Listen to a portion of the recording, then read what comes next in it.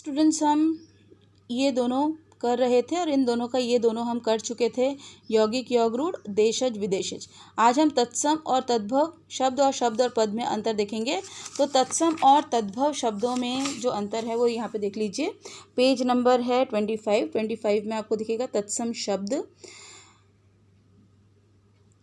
बिना किसी परिवर्तन के संस्कृत से हिंदी में आए शब्दों को तत्सम शब्द कहते हैं। बिना किसी परिवर्तन के संस्कृत से हिंदी में आए शब्दों को तत्सम शब्द कहते हैं। जैसे स्वर्ण, सप्त, कोई 2-3 आप लिख देंगे। फिर है तद्भव शब्द। संस्कृत के वे शब्द जिनमें उच्चारण की सुविधा के लिए परिवर्तन हो गया है तद्भव शब्द कहलाते हैं। ये इस तरीके से मयूर, मोर, कोकिल, कोयल, सूरज, सूर्य, ये इस तरीके से आप लिखेंगे तो ये इसका आंसर हुआ। फिर नेक्स्ट है शब्द और पद में अंतर। बिल्कुल जहाँ पर ये चैप्टर शुरू हो रहा है वहीं पे आप चले आएंगे। यहाँ पे देखिए पद, और आपको ग्रीन में दिख रहा होगा, वर्णों के संयोग से बना स्वतंत्र और सार्थक ध्वनि समूह शब्द कहलाता है। ठीक है। और फिर पद में लिखेंगे कि शब्दों का प्रयोग जब वाक्य में किया जाता है तो वे पद बन जाते हैं। तो शब्द क्या हो गया, वर्णों के संयोग से बना स्वतंत्र और सार्थक ध्वनि समूह शब्द कहलाता है।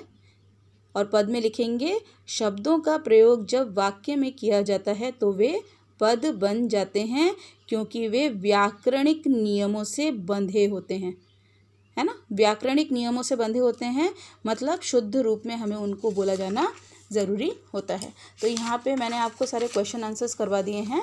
अब 3rd number, 4th number, 5th number आप देखेंगे तो यहाँ पे चैप्टर ख़त्म हो जाएगा।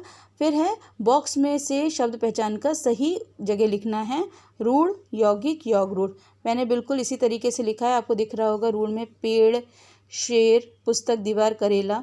फिर दिख रहा होगा विद्यालय, चिड़ियाघर, पुस्तकालय, अवगुण, परोपकार। मतलब विद्या प्लस आलय, चिड़िया प्लस घर, पुस्तक प्लस आलय, अव प्लस गुण, पर प्लस उपकार। ये इस तरीके से जब तोड़ेंगे तो यौगिक शब्द हो जाएगा। योग रूढ़, पीताम्बर पीला है कपड़ा जिसका, दशानन 10 है सिर जिसके, पंकज, जलद और लंबोदर।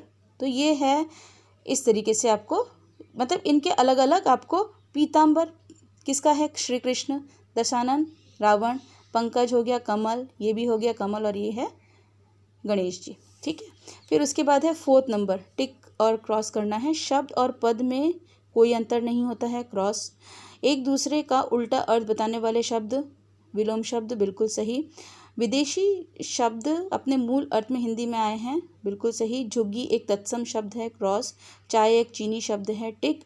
और रूढ़ शब्दों के सार्थक टुकड़े नहीं किए जा सकते हैं, जो टुकड़े किए जा सकते हैं, क्रॉस। अब है भेद के आधार पर परिवर्तन। गुलाब सार्थक है, उल्लुक तद्भव, हिरण अनेकार्थी, अल्लाह विदेशी, लकड़ी देशज, आसमान फारसी। तो यहाँ पर पूरा चैप्टर ख़त्म होता है। आप इसको क्वेश्चन आंसर्स को अच्छे से कर लेंगे।